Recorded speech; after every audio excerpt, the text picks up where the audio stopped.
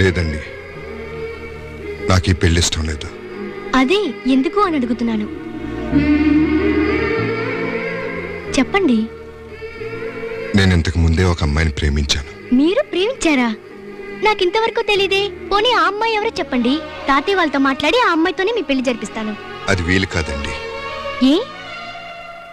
ఆ అమ్మాయికి పెళ్ళైపోయింది. అవునండి, నేను ఆ అమ్మాయిని ప్రేమించాను, కానీ ఆ అమ్మాయి నన్ను ప్రేమించలేదు. వేరే అతన్ని ప్రేమించి పెళ్లి చేసుకున్నాను. Bad luck. మీలాంటి మంచి వ్యక్తి ప్రేమను పొందలేకపోయిందంటే అంతకన్నా దురదృష్టవంతురాలు ఉండదు. కాదండి, దురదృష్టం తనది కాదు, నాది. లేకపోతే నేను ప్రేమించిన విషయం ఆమెకు తెలియకుండా ఉంటుందా?